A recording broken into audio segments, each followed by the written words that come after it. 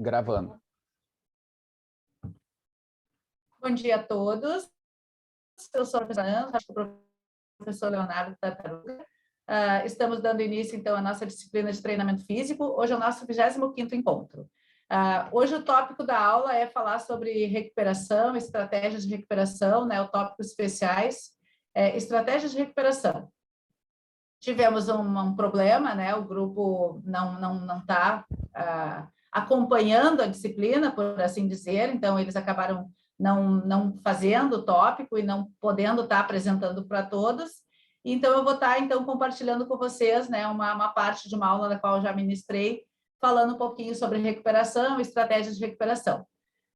Lembrando que a minha participação, né, não é um tópico, então vocês se sintam à vontade para estar interrompendo, perguntando e fazendo os questionamentos ao decorrer da aula. Eu vou ficar chamando vocês e a gente tentar interagir o máximo possível, tá? Se tu me permite o compartilhamento? Tá.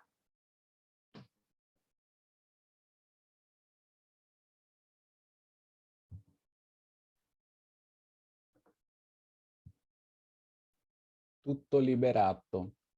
Tá abrindo. Tá, eu te dou a confirmação.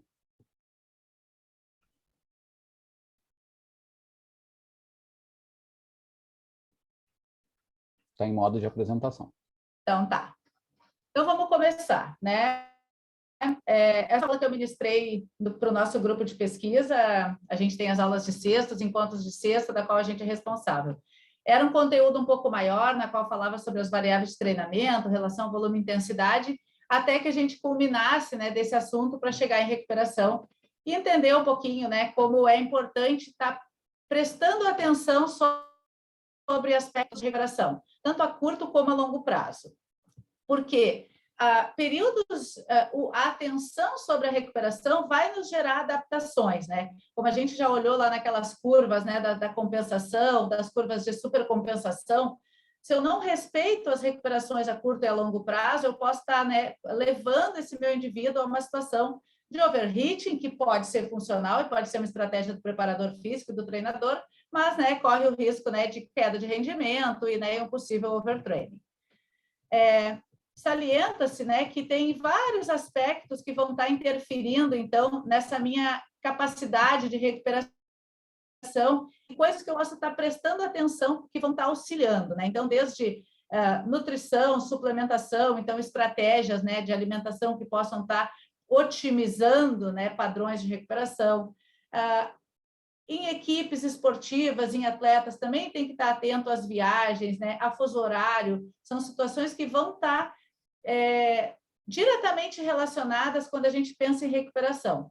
O estado psicológico do atleta, do aluno, fisiológico, sono, né, que é uma variável muito importante, como que eu durmo, como que eu estou dormindo, qual é a minha qualidade de sono, né, não só a minha quantidade de sono, né, mas esse sono, ele é um sono que está me gerando uma capacidade de recuperação.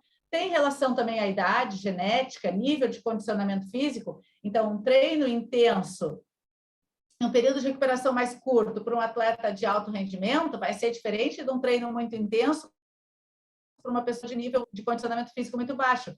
Ela pode precisar de um período de recuperação maior para conseguir se recuperar e render num próximo momento de treinamento. Fatores ambientais, né, aspectos da vida social. E dentro, né, quando a gente pensa em recuperação, hoje também se fala de muitas estratégias de intervenção que podem estar, né, otimizando, né, essa capacidade de recuperação, ou o que a gente busca, né, o que se busca seria acelerar, né, o estado de recuperação.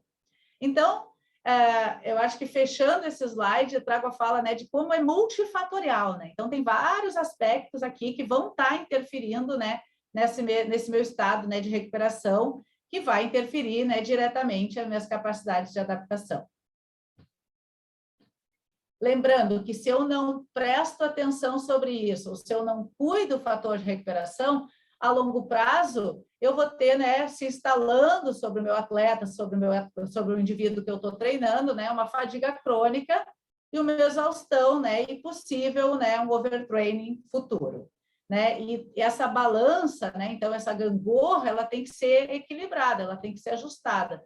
Se a minha carga de treino é muito alta e as minhas estratégias de recuperação, os meus períodos de recuperação aqui são muito baixos, eu tenho um desequilíbrio. Como tudo na vida, né? Se tem um desequilíbrio, vai ter um problema na frente, às vezes não é tão a curto prazo que vai conseguir se prestar atenção nessas questões como queda de rendimento, lesões, doenças e prejuízo na qualidade de vida, mas, claro, se isso se prolongar, né, vai gerar essas consequências aqui que a gente está vendo. Lembrando, né, que para estar atento a todas essas questões, né, para evitar essa situação de fadiga crônica e um possível overtraining, não pode se levar em consideração somente recuperação, né? Tem que estar atento a outras coisas que a gente já vem falando no decorrer do semestre, né? Como a periodização do treinamento, né? Então, eu preciso ter um planejamento prévio, eu preciso saber por que eu estou treinando um microciclo de choque, e aí, de repente, eu vou levar um overheating não funcional, mas isso é uma estratégia, porque na semana seguinte eu vou ter um período de recuperação, onde as cargas vão ser reduzidas. Então, a periodização do treinamento vai fazer com que eu consiga organizar cargas e recuperação de forma adequada. A avaliação do treinamento também é algo importante. Eu não sei como, se eu cheguei, se eu não avaliei, né, aonde eu quero chegar e como eu quero chegar, né? A periodização vai ser as estratégias de eu chegar a um determinado objetivo. Mas no decorrer desse processo, eu tenho que ter pré-avaliações e avaliações, algumas avaliações do decorrer, para que eu possa estar monitorando questões como queda de rendimento ou não queda de rendimento, ou melhorias, né, e adaptações, para estar fazendo esses ajustes, tanto na periodização, quanto, né, em possíveis estratégias de recuperação. E a individualização do treinamento também é outro aspecto que a gente tem que ter, né, levar em consideração. A individualidade, cada indivíduo as respostas fisiológicas aos estímulos externos são diferentes de indivíduo para indivíduo. Dentro dessas estratégias, né, a gente vai ter, então, períodos de volumes reduzidos, períodos onde eu vou trabalhar com intensidades reduzidas para que eu possa ter esse repouso adequado e dissipar, então, a minha fadiga. Então, lá, importante, né, tanto as estratégias de monitoramento diário, né, que podem ser diários, como percepção de esforço, frequência cardíaca, variabilidade da frequência cardíaca, como já foi abordado num tópico aqui na disciplina. E as escalas de percepção, né, que são métodos muito práticos, muito fáceis, né? Tu pode estar ali com a percepção de esforço no final de cada treino, que nem foi falado no seminário anterior, na TRIMP de Foster, né, da percepção de esforço, e tá monitorando sempre ao final do treino. E aí, se tu cria, né,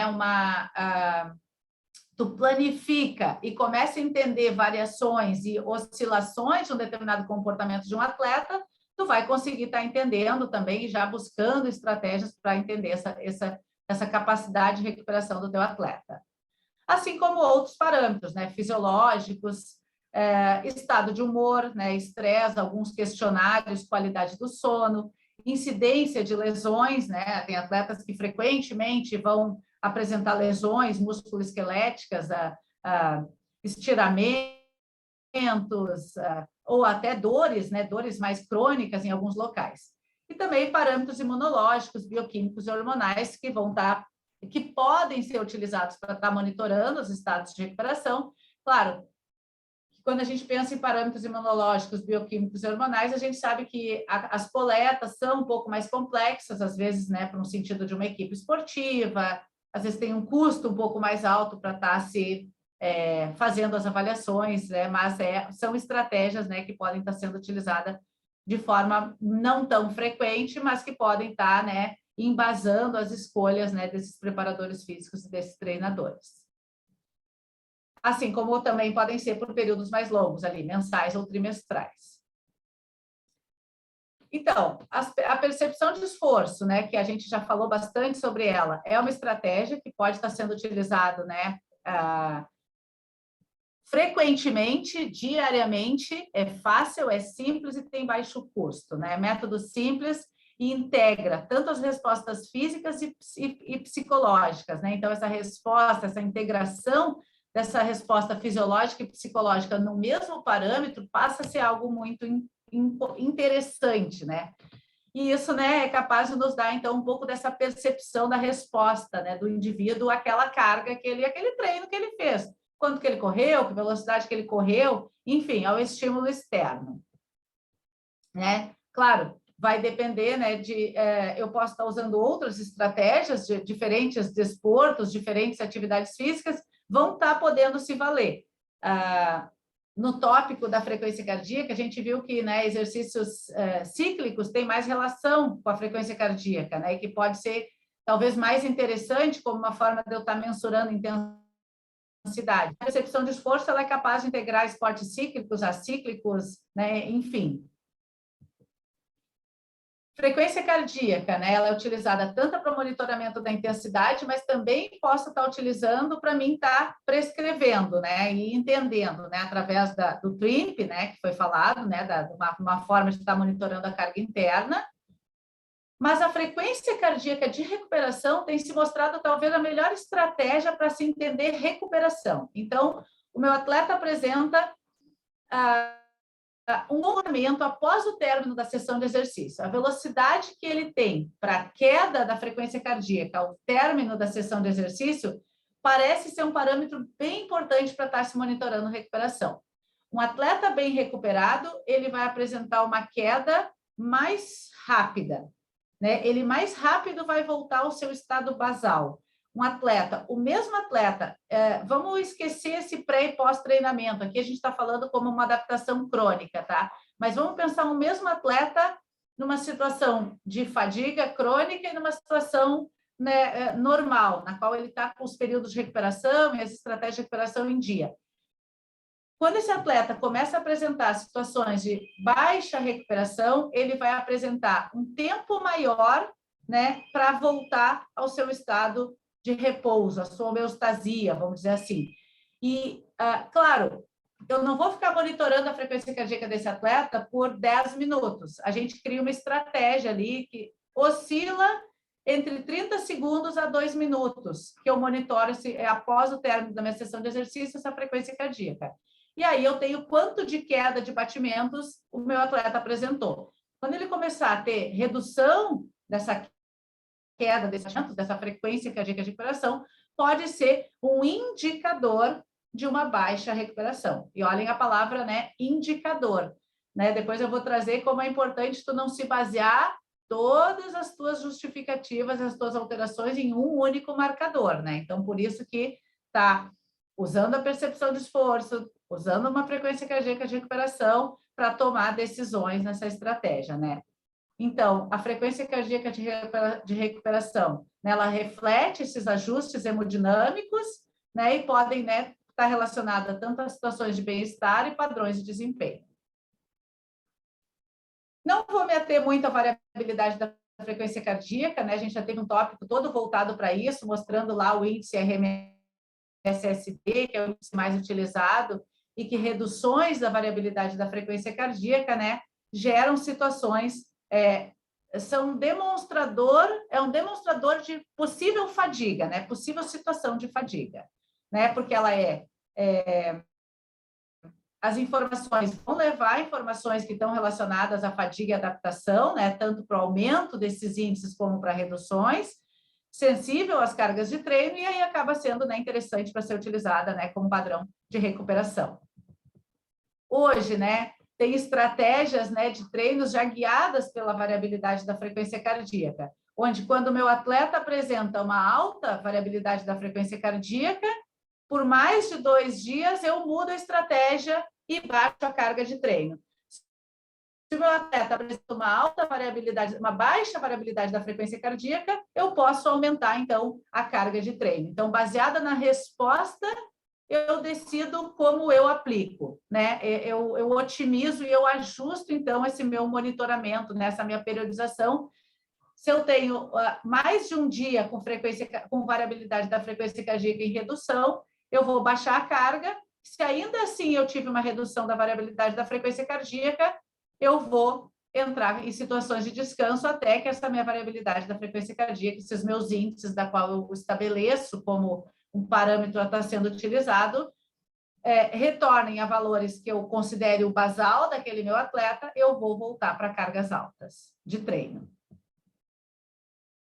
A escala de recuperação, seja ela a Total Quality Recovery, né, que ela é baseada como se fosse na escala de Borg, de 6 a 20, ou a escala de percepção de recuperação de Laurent e colaboradores, né, que vai como se fosse a CR10 de Borg, de 0 a 10, ambas vão ser, vamos dizer assim, são aceitas pela literatura, trabalham, né, em situações que eu chego na minha sessão de exercício e pergunto para o meu atleta: qual a tua percepção de recuperação agora, antes da sessão de treino? Né? Então, eu tenho uma percepção dele para a minha sessão de treino. Se a percepção de esforço eu avalio depois, a percepção de recuperação eu avalio antes. Da mesma forma, tu teve um treino leve ontem, aí tu chega para o teu atleta no dia seguinte e ele está com uma percepção de recuperação aqui, pouca recuperação, um 2 aqui nessa escala. Tu pensa, poxa, né, esse atleta provavelmente não dormiu muito bem, não se alimentou muito bem, o treino de ontem não foi tão pesado para justificar que ele esteja numa situação de pouca recuperação. Quem sabe nesse dia eu vou fazer um ajuste na minha planilha de treino e não vou dar aquele treino forte que estava previsto na minha estrutura de planejamento, e eu vou ajustar. Às vezes eu posso ajustar em volume, eu posso pensar numa estratégia de ajustar em intensidade, manter volume. Então, né, são decisões que o preparador físico e o treinador vai ter que estar pontuando. Por isso que essas situações são de monitoramento diário. São situações para mim estar fazendo aquele ajuste fino, né? Então, de repente, eu posso decidir aqui que o meu atleta apresentou pouca recuperação, no primeiro momento, ainda não fazer um ajuste na minha planilha. Vou tentar manter e vamos ver como é que ele responde no dia seguinte, no meu treinamento. E aí, no dia seguinte, ele veio de novo com pouca recuperação, aí eu vou fazer um ajuste na minha planilha. De repente, aqui foi uma situação pontual, uma situação de estresse familiar, de pouco sono, de outros, né? E aí, de repente, ele chegou lá um dia depois de descanso e ele voltou com muito boa recuperação. Então, né, são estratégias que tu tem que estar, né, entendendo e planilhando, eu diria, né? Para te começar a criar as curvas e entender os comportamentos. Não é um dia que tu avalia a percepção de recuperação que vai conseguir te dar todo esse aporte, esse suporte, né? Para te ter essas tomadas de decisão. Como se tu fosse conhecendo o atleta a partir desses parâmetros. Perguntas, André?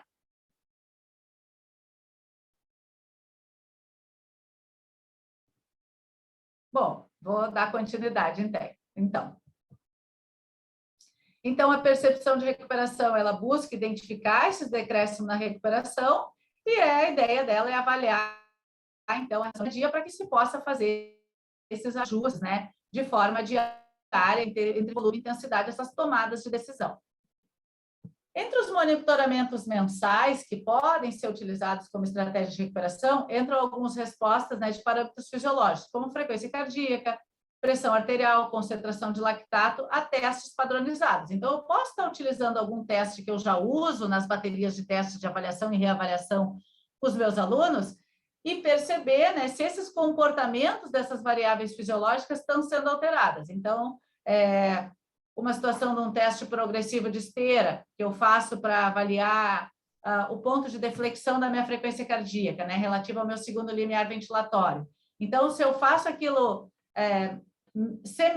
trimestralmente, não vamos pensar aqui talvez como mensais, ninguém vai fazer um teste máximo mensal, né? Não é um tempo suficiente para mudar uma resposta, né, numa magnitude que talvez tu consiga estar avaliando.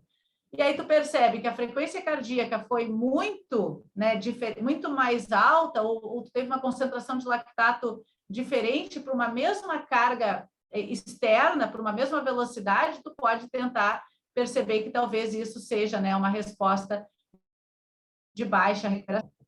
Então, parâmetros de desempenho também vão ser, né, de repente, um teste de salto. O atleta está treinando para melhorar salto. Não melhora salto, né? E aí tu treina 3 meses. E aí ele vai fazer um teste máximo. E ele não melhora salto, ele tem uma queda de desempenho. Não é talvez porque tu não tenha dados estímulos suficientes para adaptação, mas talvez tu não tenha dado os intervalos de recuperação suficientes para se edificar essa adaptação e talvez tu tenha levado esse teu atleta a uma queda de rendimento. Tá? Legal, Ananda.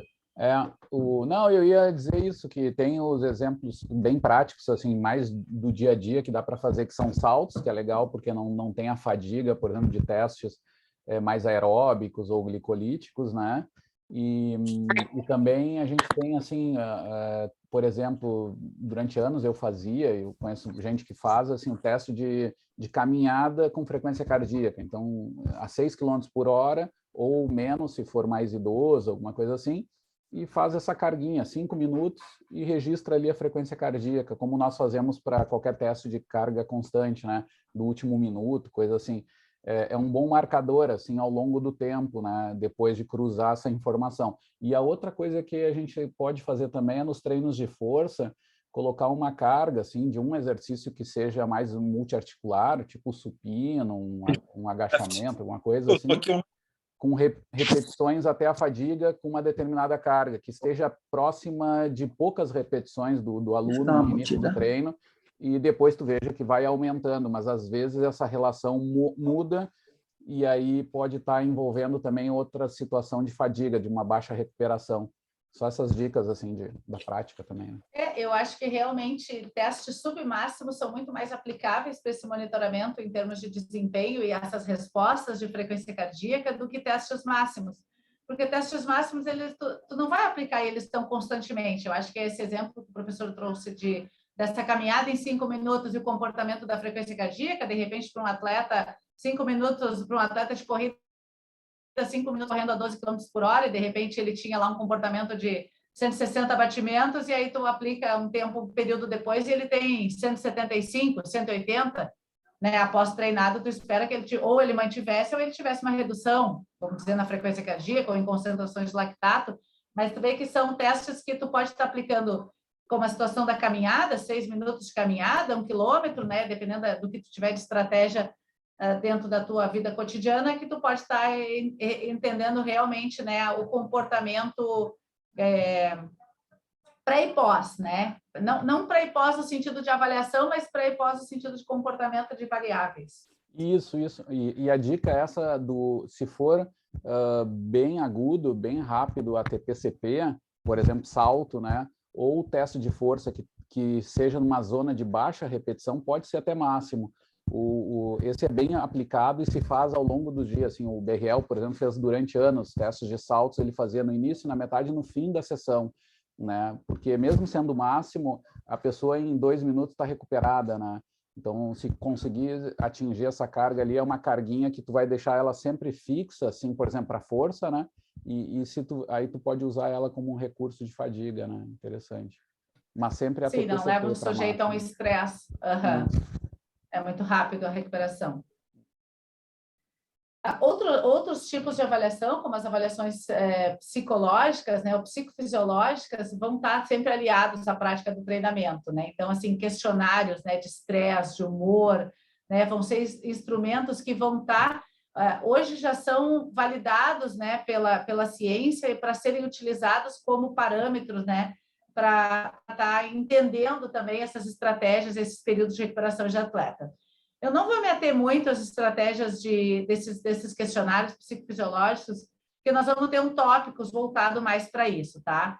Então, só trago para vocês, né? Então, questionário de estado de humor, de estresse, o Rescue Sport, né, que são voltados para estar avaliando o estresse geral, o estresse de período de recuperação, estresse da competição. Então, uma série de estratégias que hoje monitoram, né, esses estados psicofisiológicos dos atletas, e tu consegue ter uma compreensão de algo um pouco mais complexo, né, do que pode estar por trás dessa possível queda de desempenho que a gente estava falando lá do salto, né, ou da própria comportamento da frequência cardíaca num teste submáximo.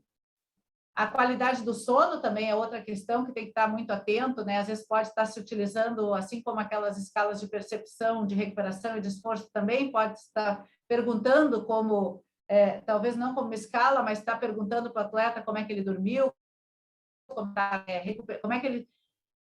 Na escala de percepção de recuperação, de certa forma, já está incutido um pouco, né, dessa qualidade do sono, né? Porque provavelmente uma baixa recuperação vai estar associada, às vezes, a uma noite mal dormida, né? Então, o sono é fundamental para uma recuperação adequada, né? Uma má qualidade de sono, né, ela vai gerar um acúmulo de fadiga, sonolência e alteração do estado de humor, né? Vai gerar um decréscimo do desempenho, função neurocognitiva, atenção, memória, né? Então, a gente vê que tomada de decisão, né? Quantos esportes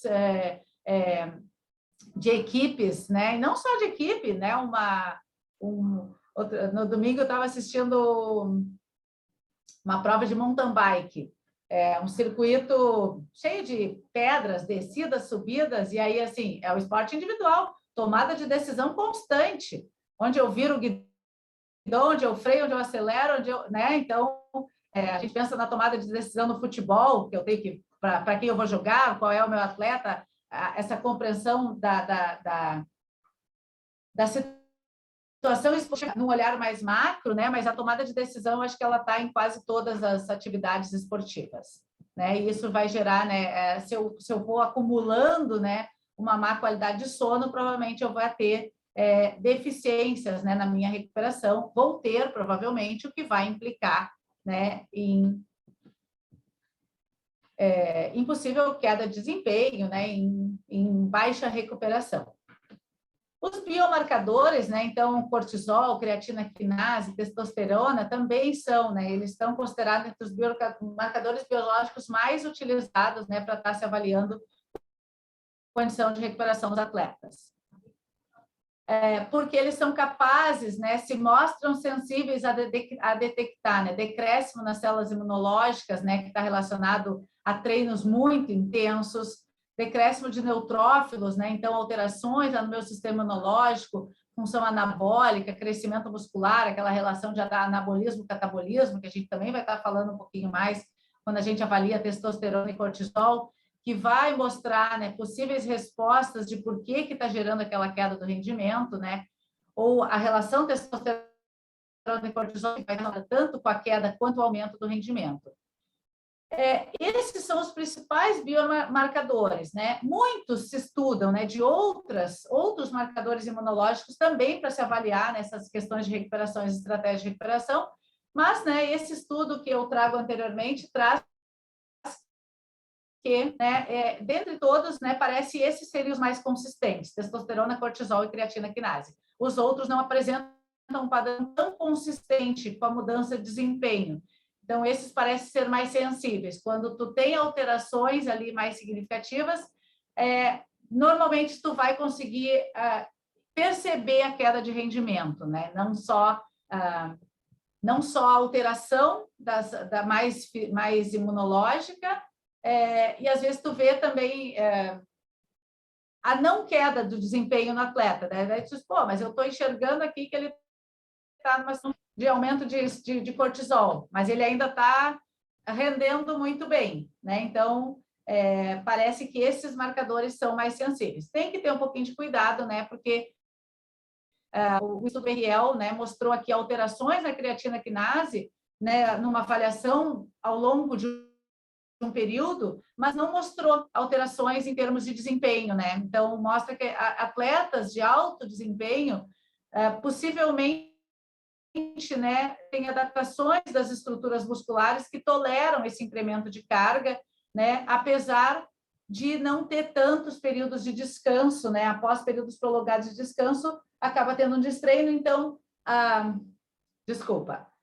o que eu quero chamar atenção é que parece que atletas de alto desempenho, apesar de altas concentrações de creatina quinase, nem sempre os marcadores de desempenho vão ser sensíveis a essas alterações, né? Esse estudo mostrou que o questionário do Rescue Sport foi muito mais capaz de também, juntamente com a creatina quinase, estar detectando esses pontos de maior estresse, de cargas mais elevadas, do que propriamente o marcador de desempenho, o marcador de salto lá, final, como a gente colocou anteriormente. Outras questões, né, que também tem que estar sendo pensado em atletas femininos, né, é o ciclo menstrual, E também, né, está entendendo nutrição adequada, minimizar estressores não treinamento, né, e reconhecer sinais de excesso de treinamento. Então, são coisas, né, que a gente tem que estar atento. Parece que a melhor estratégia é a combinação de ferramentas objetivas e subjetivas. Então, eu vou estar usando algumas escalas, eu vou estar usando um teste submáximo e vendo o comportamento de frequência cardíaca, eu posso estar olhando, né, uma escala de comportamento de qualidade de sono, para que eu possa, né, possa partir, né, de não só de um único marcador ter a minha decisão.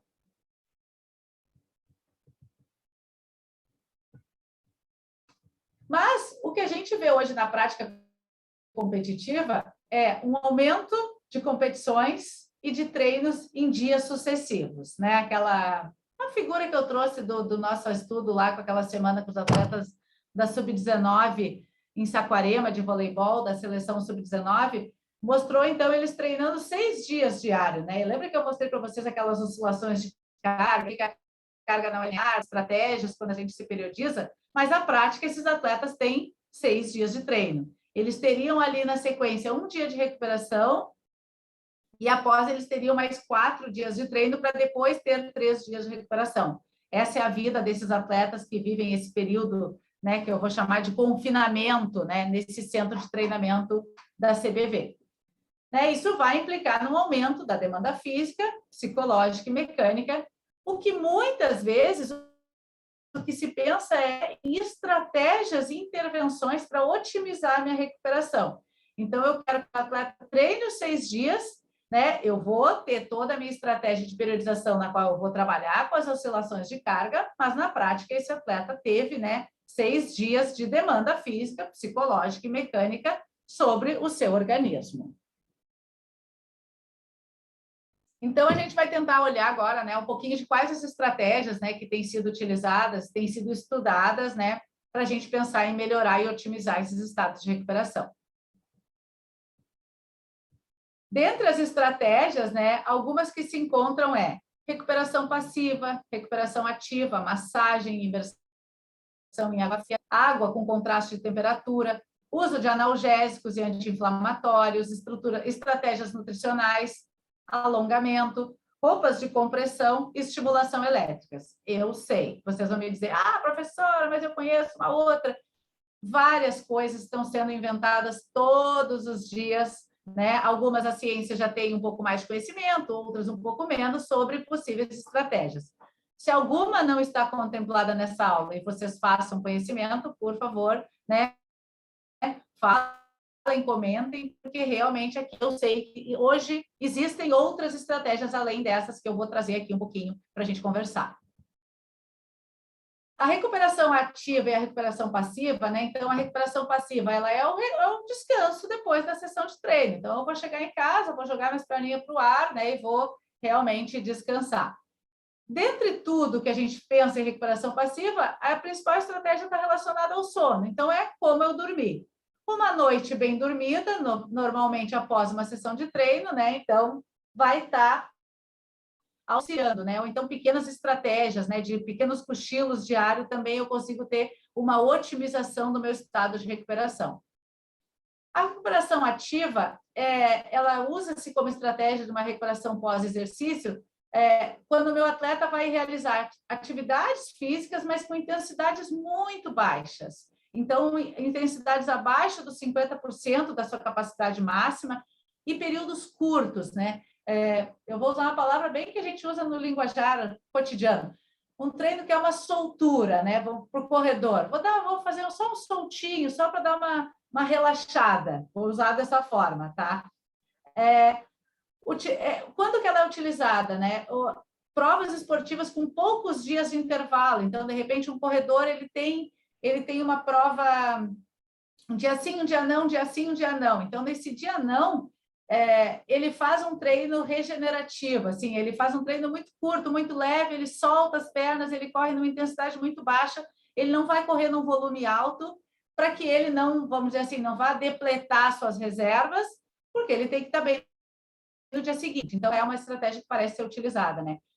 E parece ser interessante quando tu pensa em ressíntese de glicogênio, né, e de fosfocreatina, né? A gente já olhou lá quando a gente viu as rotas metabólicas, né, que o treino, a recuperação ativa mostra ser uma estratégia, né, para a recuperação dessa fosfocreatina.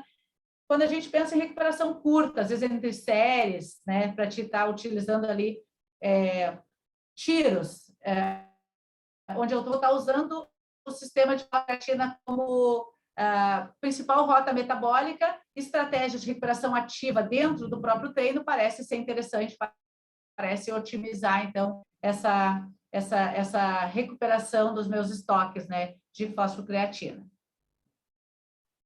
Essa revisão sistemática, né, de 2018, comparando, então, né, entre sprints repetidos, né, o que era melhor, o que alterava mais, né, recuperação ativa ou passiva? A recuperação passiva, desempenho superior para a recuperação passiva, né? Parece ser o melhor desempenho mecânicos, sprints mais rápidos e maior distância percorrida nos sprints. Percentual, performance efeito, recovery aplicado entre sprints repetidos. Eu aqui não vou me lembrar muito bem, tá? De que volume eram esses sprints, né? Então, poderiam ser sprints mais curtos, realmente baseados mais na rota da fosfocreatina, ou sprints mais longos, que poderiam chegar numa rota mais lática, mas pensando do que a gente conhece, a gente pensaria que a ativa seria, né, mais interessante. O que o estudo trouxe aqui é que parece gerar mais eficácia passiva. Esse outro estudo mostrou que a recuperação ativa é mais eficaz do que a recuperação passiva, com maior remoção de lactato após a recuperação ativa. Então, são diferentes estratégias, talvez eu tenha que estar pensando qual a minha modalidade esportiva e qual a melhor estratégia para estar usando, né, nesse momento. Aqui, quando a gente fala de massagem, né, como estratégia de recuperação, essa meta-análise compara, né, entre controle e massagem. E aí comparou, né, aqui ele está avaliando, né, diferença em flexibilidade, e aí parece aqui que a massagem, né, foi mais interessante em respostas para a flexibilidade do que comparado ao controle. E aqui, quando está pensando, né, avaliando DOMS, que é a escala de, o Tarta me corrige, de dor, né, também pareceu a massagem ser favorável, né, em relação ao grupo controle que não fez nada. Dor muscular tardia. Tá. Então, para essas questões mais de percepção, né, para a flexibilidade não é uma questão de percepção, é uma questão, né, que se avalia, né, se pontua, talvez a massagem venha a ser uma estratégia interessante, e, né, para a percepção de dor tardia também se mostrou vantajoso, né, nessa revisão sistemática. Quando pensa aqui em treino de performance, né, de força, já não teve diferença, né, enquanto pensa na massagem e recuperação como estratégia de recuperação. Em relação a desempenho de saltos, também não mostrou diferença em relação ao grupo controle, e também quando se vê em relação a situações de fadiga, também não mostrou diferença entre o grupo controle e a massagem. Se a gente observar no quadradinho aqui, né, seria como é que a gente chama? O diamante, né? Aqui ele está num formato um pouquinho diferente, tende sempre um pouquinho para massagem. E depois ali na crioterapia eu vou conversar um pouquinho, né? Então, conversando um pouquinho com o Berriel, que é o preparador físico lá da Sub-19, é uma coisa que ele diz: Ananda, se o atleta gosta, deixa ele fazer, porque faz bem para a cabeça dele. E aquele estado, vou usar assim a palavra placebo, né, de que aquilo me faz super bem, eu me sinto muito melhor, às vezes pode gerar uma diferença que a ciência às vezes não explica, né? Quando tu bota num grande grupo, quando tu bota em valores médios, isso é muito mais difícil ainda de se explicar. Mas se faz bem para aquele atleta, se ele se sente bem após determinada intervenção, usa daquela estratégia. Pode ser que não seja todo atleta que goste, pode ser que não faça bem para todo atleta, mas se aquele atleta traz para ti essa resposta, né, de que para ele faz diferença, para ele é bom, ele se sente bem, use, né, dessas estratégias, apesar, né, da ciência às vezes está aqui nos mostrando que como, né, pensar que aquela é uma estratégia de recuperação que vai funcionar para todo mundo, na maior parte delas, né, a gente vai ver que não é bem assim. Estudos que comparam, né, a imersão em água fria, né, as situações de contraste de temperatura, também como estratégia de recuperação, esse estudo mostrou que a imersão em água fria, né, melhorou, então, sprints e o contramovimento após 24 horas, então, esses atletas mostraram-se recuperados, né, e a percepção de fadiga melhor. Já a imersão em água com contraste de temperatura, né, mostrou uma melhora na percepção de fadiga 48 horas antes. Então, mas parece que para sprints acumulados, percepção de dor e creatina quinase, não tiveram diferença entre as duas estratégias. E aqui eu ressalto a fala anterior, é o que daqui para frente a gente vai ver nas diferentes estratégias, né? Não tem um consenso, né? Então, assim, sobre imersão em água fria e imersão em contraste de temperatura, numa disciplina tinha que fazer um estudo de revisão. E eu busquei entender um pouquinho disso em relação a variáveis de desempenho. Eu estava muito no início do mestrado, acabou não sendo um artigo publicado, mas eu me interei um pouquinho mais. E claro que o Berriel é sempre uma pessoa interessante da gente estar conversando e trocando essas impressões. E aí eu comentei com ele, ele disse, aí, Ananda, o que tu achou? Eu digo, olha, para desempenho, diferença nenhuma, mas para percepções, sim. Melhora na percepção de fadiga, melhora na percepção de recuperação. Então, parece ter... aí, quando tu vai para a variável de desempenho, melhorou salto, melhorou força, melhorou sprint, o consenso na maior parte, não melhora. Mas as percepções mudam. E talvez a gente tenha que se ater a isso, algo importante, né? Como também está pensando em consideração. E é o que a gente vai estar trazendo um pouquinho lá quando a gente falar dos aspectos psicofisiológicos, né? De repente, se eu tiver uma melhor percepção do meu estado de recuperação, pode ser que eu não melhore meu rendimento, mas pode ser que eu não caia o meu rendimento, né? Então, a gente também tem que estar pensando que, às vezes, a não otimização do desempenho pode ser uma resposta positiva. Eu poderia, talvez, se não tivesse feito determinada estratégia, ter uma queda de rendimento. Então, só para a gente pensar assim como algo um pouco, talvez, mais amplo, mais complexo.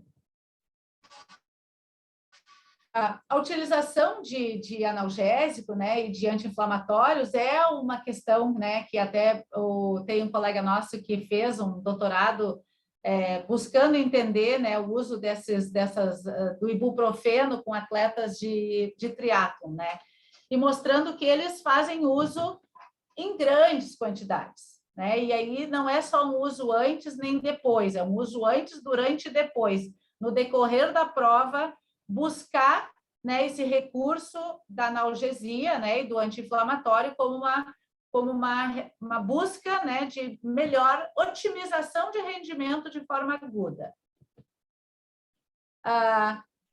O que mostraram os resultados, então, né, dessa tese, né, de doutorado do Eduardo Ramos, né? É que a percepção de esforço no segundo limiar diminuiu, né, com redução da velocidade do VO2. Então, aqui não mostrou uma estratégia, né? E que o desempenho caiu, né? Quando ele comparou pessoas que utilizaram uma determinada dose de ibuprofeno com quem não utilizou, em corredores condicionados.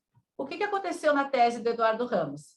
Ele queria utilizar a dose de ibuprofeno que os atletas que realizam o Ironman utilizam, que era uma dose, vou usar a palavra, cavalar, né? Gigante.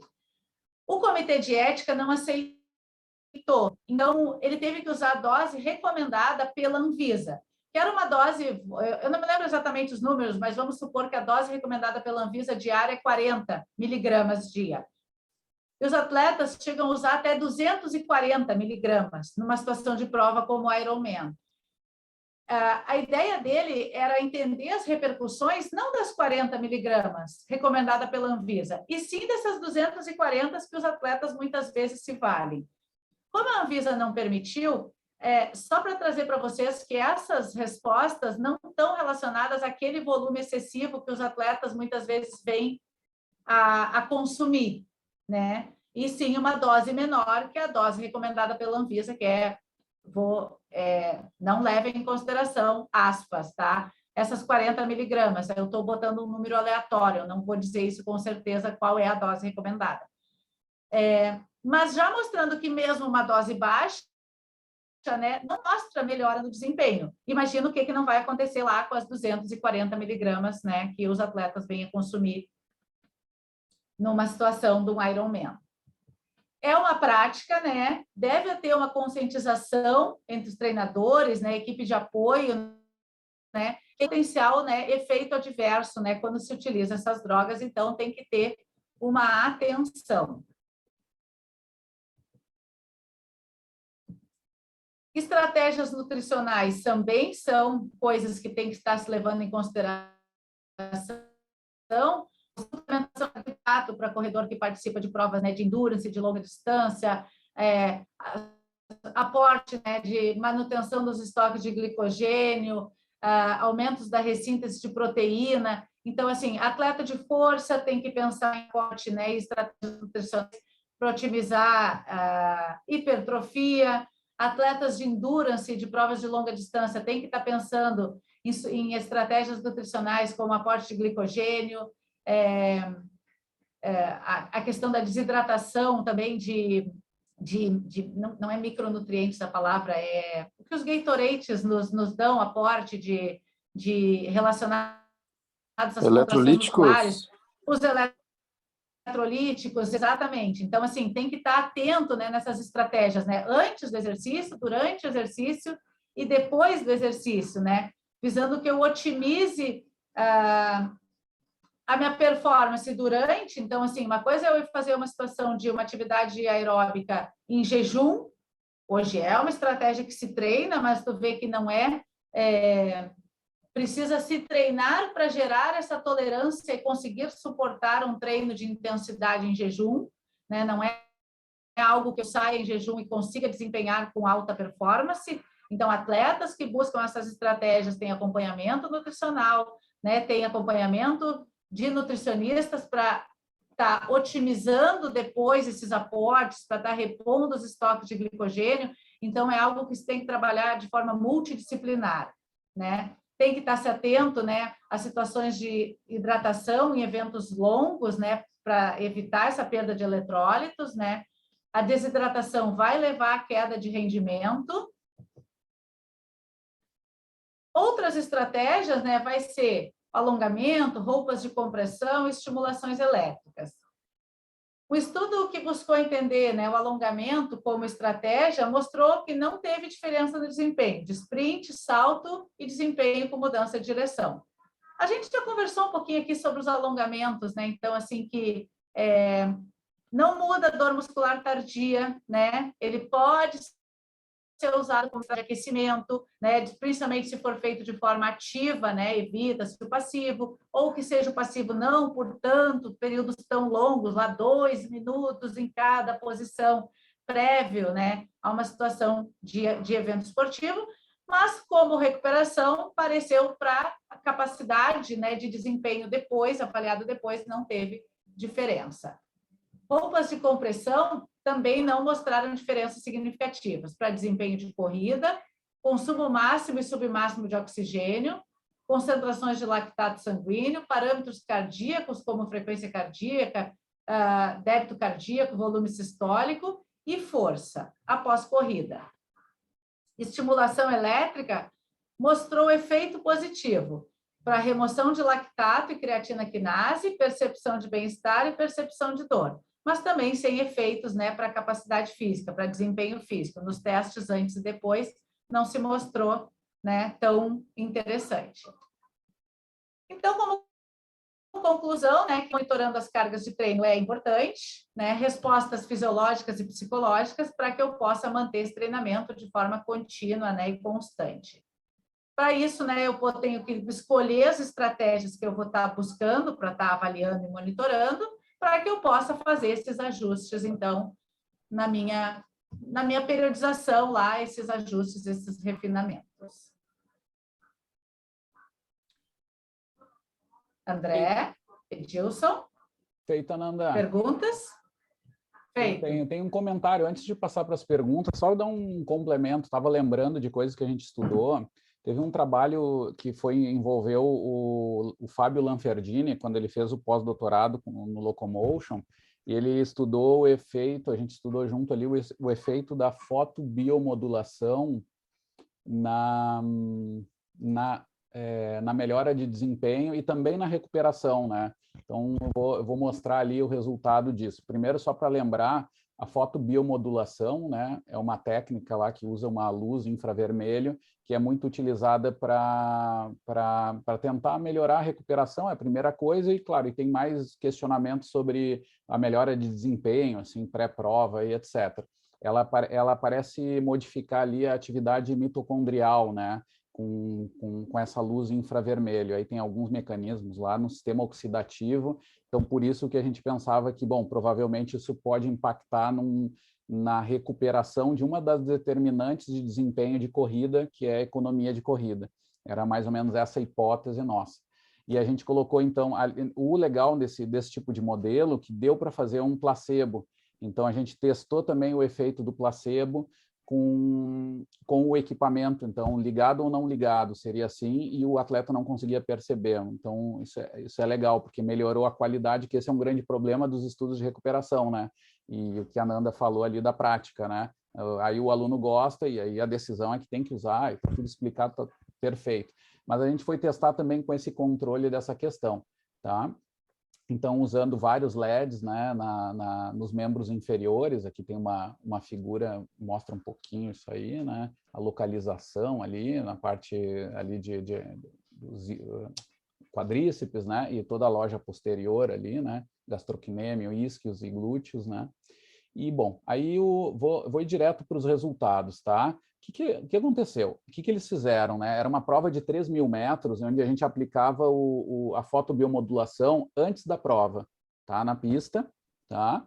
E depois a gente aplicava depois também, e aí o que a gente avaliava? Era o próprio desempenho dos 3.000, usando esse recurso, e o que o estudo mostrou é que melhorou o desempenho, tá?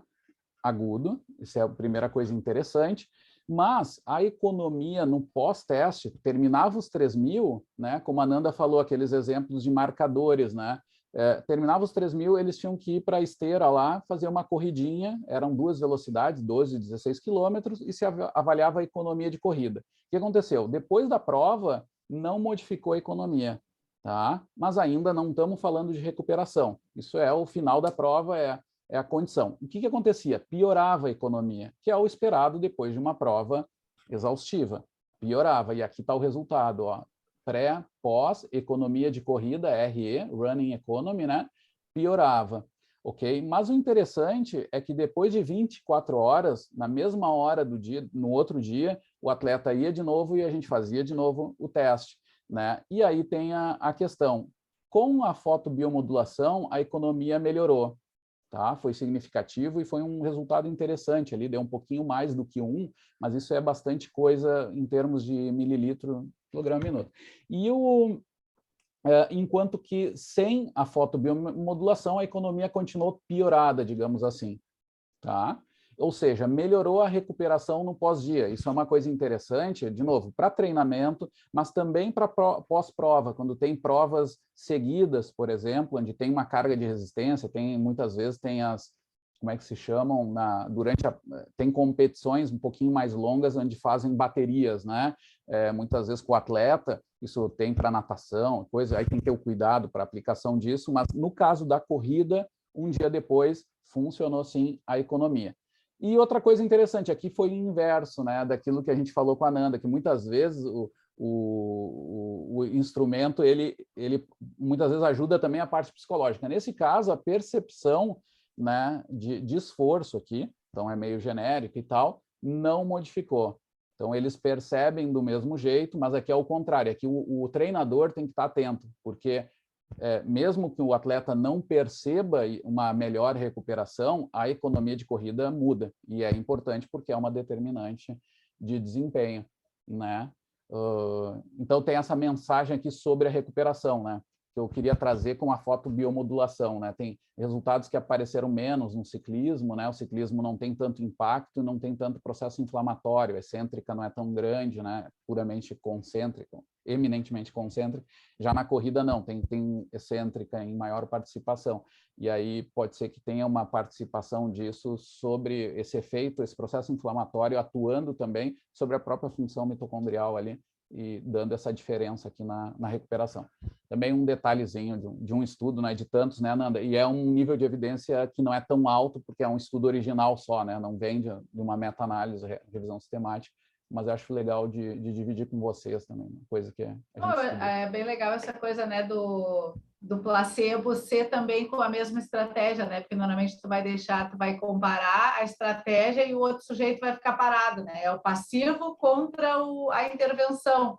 E aí o passivo, tu não compara, não tem como comparar a massagem com a não massagem, né? E aí não, aí é legal, tem essa coisa do psicológico, é quase como se ele tivesse também recebido a intervenção e aí tu ter esse controle do placebo, bem legal, bem interessante. Que não é fácil, né? A gente sabe, em algumas situações não tem como, né? Tu não tem como, vai fazer recuperação em água fria, aquelas recuperações, não tem como tu dizer para o cara que tu não está na água, agora tu não sabe se tu está dentro da água ou não, né? Ele sabe. Né? E até vou assim, né, dessa leitura, né, desse momento lá que eu fiz sobre a crioterapia, uma coisa que eu chamo a atenção, assim, que me chamou a atenção por desconhecer o assunto e por me inteirar um pouco mais do assunto, é que a gente vê a crioterapia daquela forma, né, na água congelante, eu vou dizer dessa forma, né, aquelas temperaturas assim de 0 a 5 graus. E dentro dessa leitura li uma meta-análise que traz que a melhor faixa de temperatura se dá entre 11 e 15 graus. Né? Então, assim, não aquele tão gelado, né? Claro que o que eu acho que é muito o que acontece nas situações de prática é um não controle sobre a temperatura, né? Então, assim, larga a banheira, larga um monte de gelo, bota o sujeito lá com as pernas de molho e ponto final, né? E aí aquilo vale. Mas quando a gente pensa numa temperatura congelante, eu acho que é uma coisa, e quando a gente pensa numa temperatura de 11 a 15 graus, quem já entrou em piscina e sabe um pouquinho do controle, a gente sabe lá que 27 graus já achava fria quando dava o ponta, né? Então, assim, já é fria, mas não é tão fria. Então, né? Então, assim, só para a gente, né, tem que estar atento também a esses detalhes, né? Porque parece que a bem crioterapia, lembrado. como a sua... Eu lembrei de outra coisa. Resposta... Desculpa, Nanda, te interromper, mas... Não, como é aquela coisa geladérrima e o estudo, né, umas revisões sistemáticas trazendo que não. Olha só, tem um outro exemplo. Uma vez a gente fez com o CRU, a gente nunca chegou a publicar até, a gente fez um modelo matemático, onde a gente pegou dados da literatura do que acontecia com frequência cardíaca, com a bradicardia, com o meio aquático, né? Em termoneutra tinha a bradicardia, e com as variações de temperatura tinha uma adição também, né? Porque o próprio frio adiciona esse efeito ali de bradicardia. Só que ele não é linear, isso é coisa interessante também, que aí também está ligado a isso. O que acontece? Quando está muito, muito, muito fria, tu começa a ter o shivering, que é o tremor fisiológico de base, então é uma estratégia de defesa do organismo em condições muito fortes, ele começa a tu ter espasmos, atividade muscular, né, que não é pelo teu controle, né, sistema vegetativo acionando. Então, volta a aumentar a frequência cardíaca, e é abaixo dos 10 graus mesmo, é bem isso que tu falou. Então, 10, 20 já é muito frio, a gente sabe que é duro até de fazer, tem essa parte para muita gente, né? Mas tem essa questão mesmo que explica também, em parte, essa questão que não é otimizado, né? E a gente nunca chegou a publicar, e no final das contas eu nunca achei, talvez tenha, depois, faz 10 anos que eu não olho agora com cuidado essa literatura. Mas esse resultado de bradicardia, nunca achei uma curva como a gente criou, né? Eu me lembro que isso aí ficou parado, né? E o professor Cru não se interessou também. Deixar aqui o registro. Mas depois era muito simples, né? E era uma condição que não era prática, mas tu vê que agora talvez seja mais prática nessa discussão de recuperação, né? Porque é difícil de tolerar uma intensidade de frio tão alta, né? Tu cria, eu acho, né? Mas para a média da população em geral, mesmo que tu possa ter efeitos positivos, não é todo mundo, né, que vai aderir. É verdade, E o Berriel, até trago uma fala também com o Berriel, né, que é dessa estratégia de recuperação, e quando a gente vai usar essa questão da percepção, que ele diz assim, uma coisa é tu botar um gaúcho para uma crioterapia, outra coisa é tu botar um baiano, né? O baiano que vive no calor, ele sofre muito mais, né? Então, essas questões que... Então, assim, o baiano, daqui a pouco tu pensa numa crioterapia para melhorar a recuperação e aquilo vira um estresse para o indivíduo, né? Ele é acostumado num clima quente e, de repente, para um gaúcho, muito mais tranquilo, né? Então, essas particularidades também tem que estar se levando em consideração. Uma coisa bem prática, uma coisa de conversa de porta de sala, né? Mas que e é super importante. Que é uma coisa que a gente tem que estar atento também. Verdade. André, perguntas, comentários, questionamentos. Eu tenho 4 perguntas que eu estava anotando. É porque era bastante conteúdo, aí eu tive que começar a anotar. Mas são perguntas simples, assim, fáceis de responder.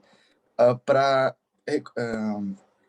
controle do batimento antes do treino, depois do treino, como é que vocês indicam, assim, que seja a melhor forma, que associe, né, praticidade e, ao mesmo tempo, exatidão?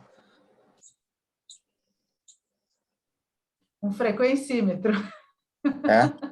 Eu pensei Mas pode. Muitos dizem do dedo, outros dizem esses reloginhos podem ser também utilizados. Uma fala de modelo mesmo, Ananda, que tu acha que é mais seguro, na tua experiência que tu já usou, e pulso, que é possibilidade.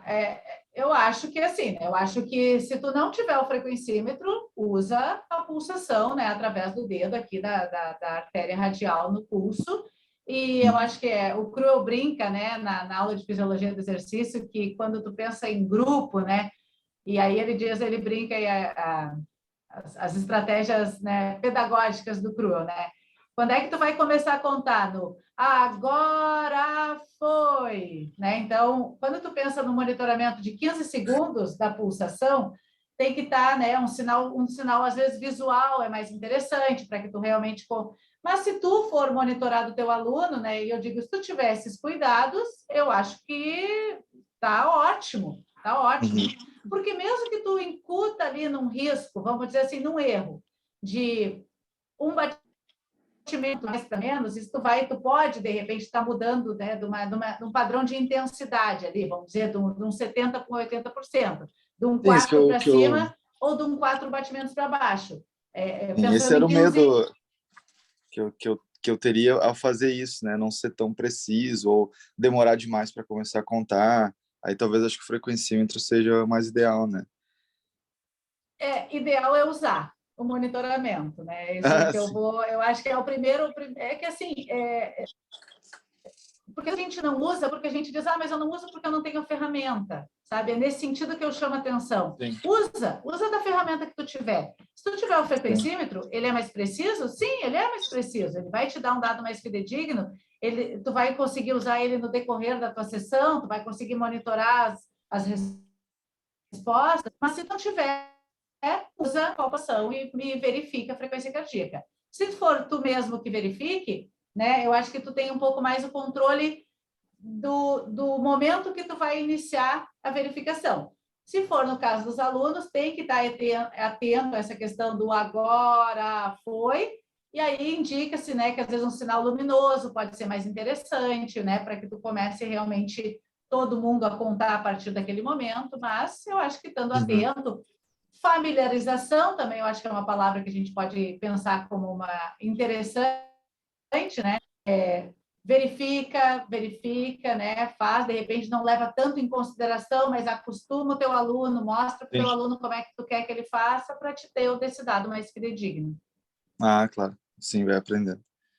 André, a gente já teve tanta experiência boa, né? A Nanda provavelmente mais do que eu, mas, por exemplo, numa época lá com o CRU, eu me lembro que a gente tinha as turmas de 30 alunos, 40 alunos, e era tudo na frequência de pulso, assim, e tudo controlado, inclusive na intensidade, não só a questão da recuperação, mas era o próprio controle da intensidade, e eles tinham que olhar para a tabela e eles tinham que saber, dizer, olha, eu vou ter que trabalhar a minha frequência cardíaca para aquela zona alvo de hoje, vai ser 120 batimentos.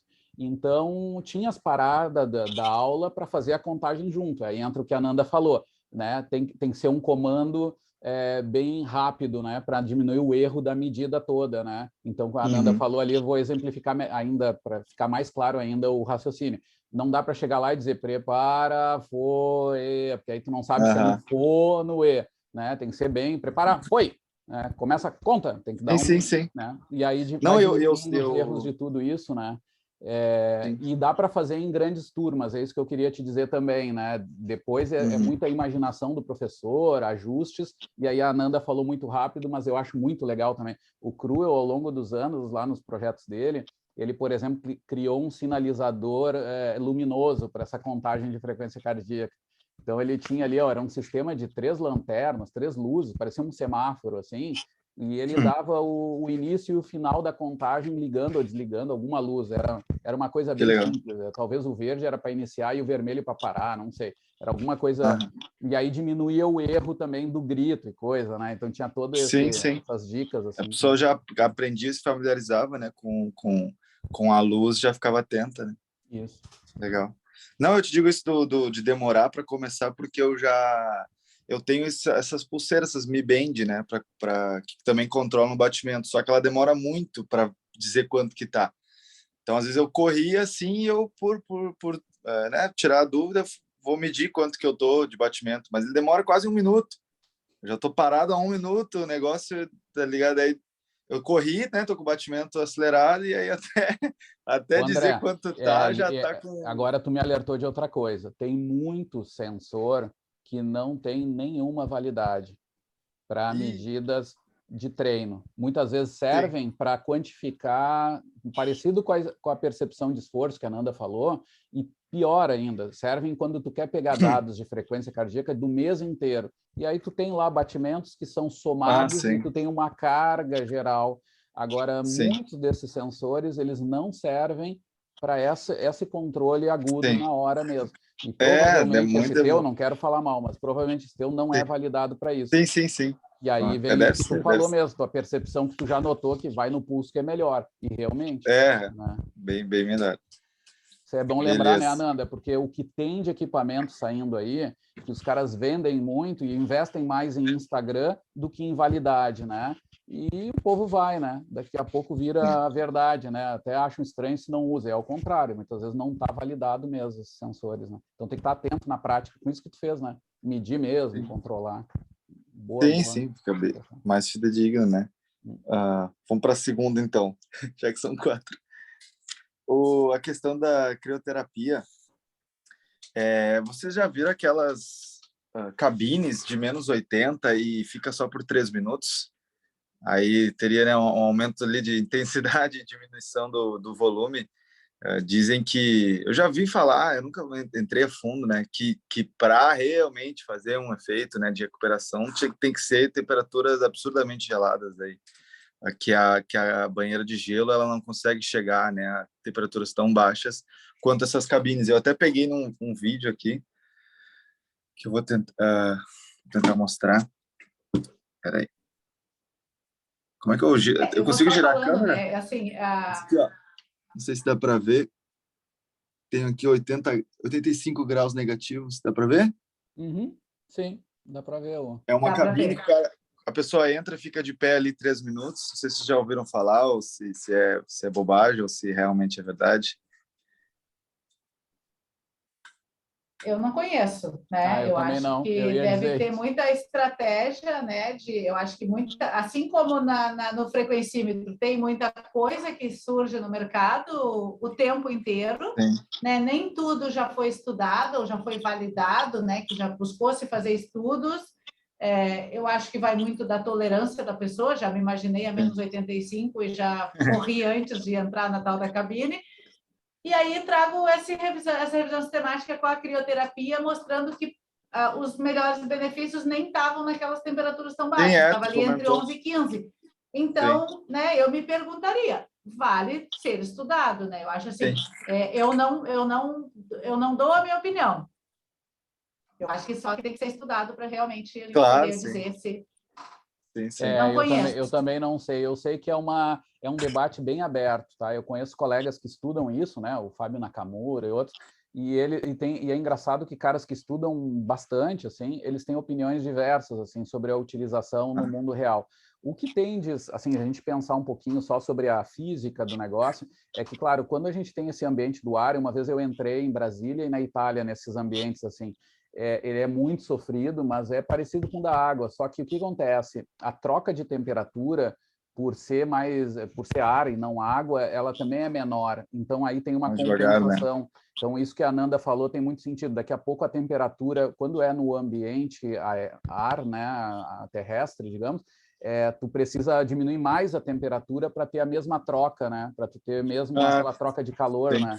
Entendeu? Porque na água faz total sentido. 5 vezes mais maior essa troca e tal. Então tem que ter esse cuidado aí. Tem uma maior aderência ali, né? É possível que seja por isso que funcione até uma certa temperatura, né? Mas de novo, é um baita debate e muitas vezes até dizem isso, que geralmente o que tem de equipamento pode ser substituído por uma coisa mais barata, né? Então tem que ficar atento quando for aplicar, né? Mas daí para vender tem que parecer impressionante, né? Menos 85, mas vai fazer o mesmo efeito da banheira de gelo. É sofrido. Eu entrei, gente, e eu gosto muito do frio, né? E aguentei bem. Para eles disseram, pô, mas é estranho, né? Porque eu tava ali curtindo, né? Mas é um sofrimento, né? Não é? Sabe aquela coisa? Tá tudo bem, saindo a lágrima dos olhos, né? Mas era sofrido, né? Congelando, né, a lágrima? Congelando, literalmente. Que eu ia comentar. Não, e essa cabine aqui é de um centro de treinamento no Kuwait, que é meio que especializado assim, em questão de fisiculturismo e tal. Ninguém entra lá. É bem difícil de entrar no Kuwait, é só se tu é tipo um fisiculturista renomado e tal. E aí eles têm essa cabine, e aí quem entra diz que, nossa, sai novo, aquela percepção toda, né? Nossa, agora eu vou fazer o treino da vida, essas coisas. A terceira pergunta era dos anti-inflamatórios do Ironman. O Ironman não tem antidoping? Com 240 miligramas? Não. Os anti-inflamatórios, o ibuprofeno, não entra no doping. A ideia do estudo dele era mostrar que tem vantagem. Deveria estar, mas como o comitê de ética não permitiu que ele usasse, ele queria mostrar como isso poderia, né, o que é a percepção, porque tu pensa, se os atletas usam, a gente pensa que aquilo, ou para percepção ou para o desempenho, possa vir a fazer diferença, né? Então, a ideia dele era mostrar que aquilo deveria ser considerado um doping. Mas como o comitê de ética não permitiu que ele usasse aquela dosagem, ele não conseguiu trazer esse dado, né, essa informação. E aí acabou, não faz parte do doping. Sim, tem cada coisa que entra, né, como doping, com mínimos de alteração, e, nossa, esse negócio, 240 miligramas era com certeza para entrar, né, com certeza ia aparecer alguma mudança no desempenho, mas né, aí, ou até na percepção, que acaba influenciando o desempenho. Como é complexo, né, assim, né, quando a gente pensa pesquisa, né, como as pesquisas são complexas, né, porque tu tem que expor o sujeito a uma situação numa dosagem alta que não é considerado correto, né, e aí o comitê de ética entende, não, mas como que eu vou submeter esse atleta? Daí ele tentou conversar, mas eles já o utilizam, eu não estou modificando a quantidade da qual esses atletas já fazem uso. Mas, mesmo assim, o comitê de ética não aceitou. Sim, ia ser legal. Provavelmente ia ter uma alteração grande, assim. Né? Provavelmente. Provavelmente seria doping hoje. Com certeza. A última é sobre eletroestimulação. Eu não sei quase nada sobre isso, o que é e como é que faz. Não sei quase nada. Que eu vi no final, tu comentou ali.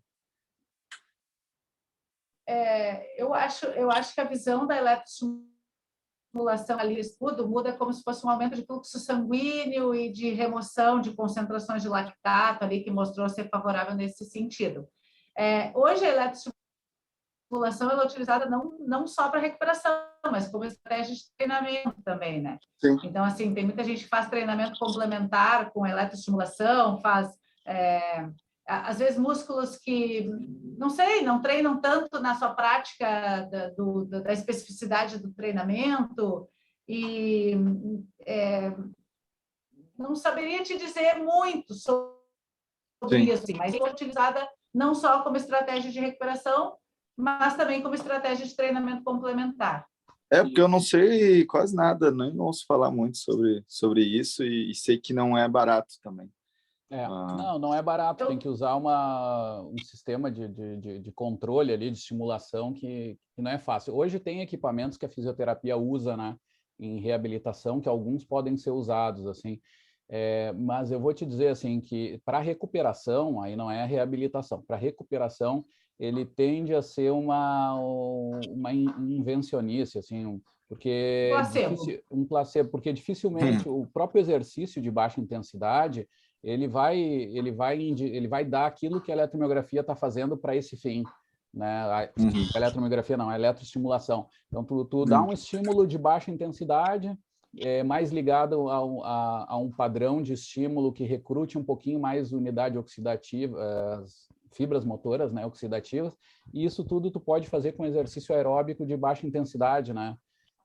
Então ele tem essa questão, assim, é um pouco ali é invencionice. O que tem de no campo da eletroestimulação mais geral são alguns usos direto no cérebro, no sistema nervoso, assim.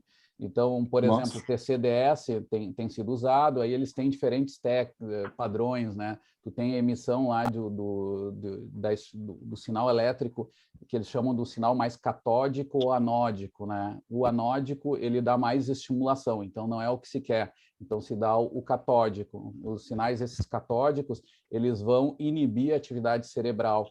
Então, isso, muitas vezes, diminui a estabilidade cortical. E aí te faz relaxar mais, em outra análise, né? Que ajuda nesse controle, mas ainda está sendo estudado. Mas tem um pouquinho disso, estão se tornando um pouquinho mais baratos esses equipamentos, mas não tão baratos, né? Provavelmente não. Ainda não. Mas altíssimo nível até desse, né? Deve estar aparecendo logo esses clubes de futebol aí, multimilionários aí, deve começar a aparecer esse tipo de coisa. Não, que eu ia pensar, que tu falou que o exercício de baixa intensidade, ele meio que fica ali igual com a eletroestimulação, mas se o cara é tipo super mega milionário, dá para usar, entendeu? Não vai fazer mal, né?